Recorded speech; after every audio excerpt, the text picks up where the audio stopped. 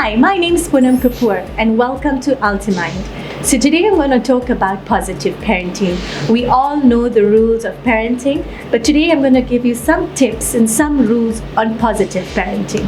So rule 1 is staying sane. You as a parent need to stay sane, and you need to remember that before you're a parent, you're somebody. You have your own identity, and don't lose that. You need to relax and you need to go with the flow.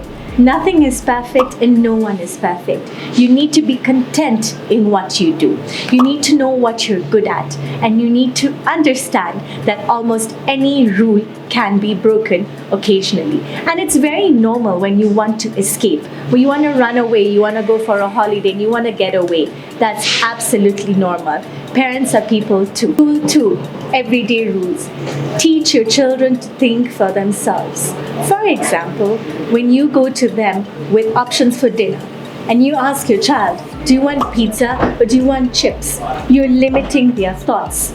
Instead, ask them, what do you want for dinner? This will make them think, this will make them more creative, and you're making them think for themselves.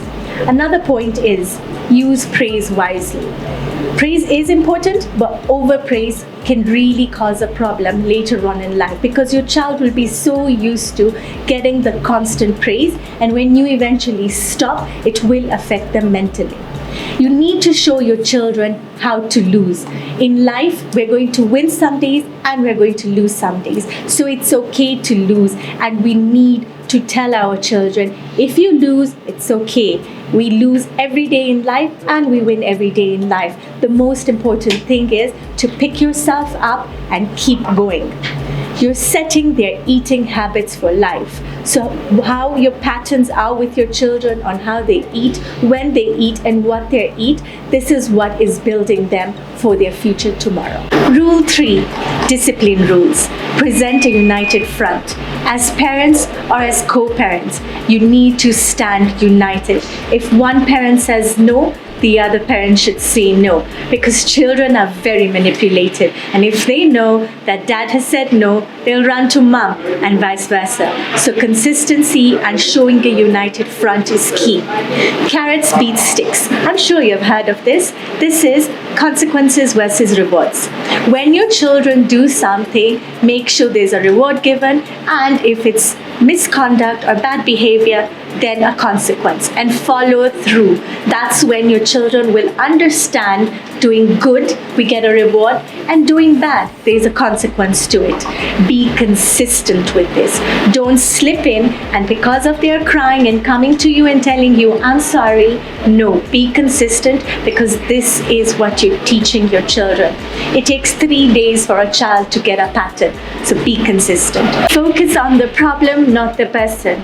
So in today's topic, because it's positive parenting, focus on the problem and your child is not the problem.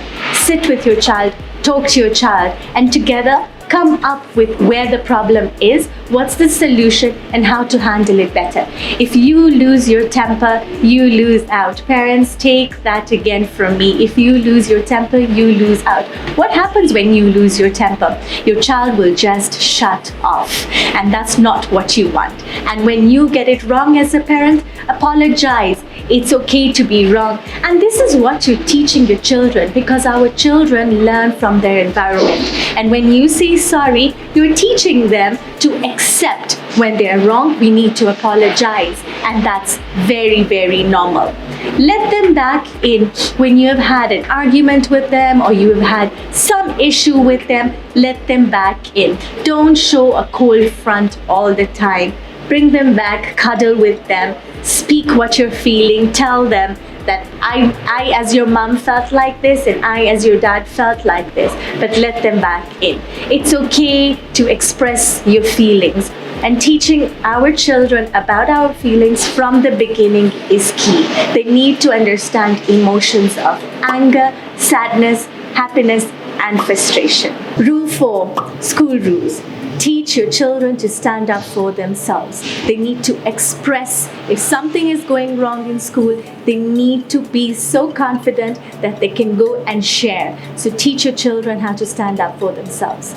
Bullying is always serious, and if we teach our children that if something bad is happening, they need to speak up. It could even be sexual abuse. It could be a good touch or a bad touch, but we need to tell our children what is good, what is bad, and they need to go and speak to somebody. This is how bullying starts, and if we tell our children where to put a stop to it, a stop will definitely happen.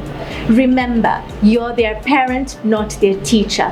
School comes as a package. Rule 5, crisis rules. Let your children cope in their own way.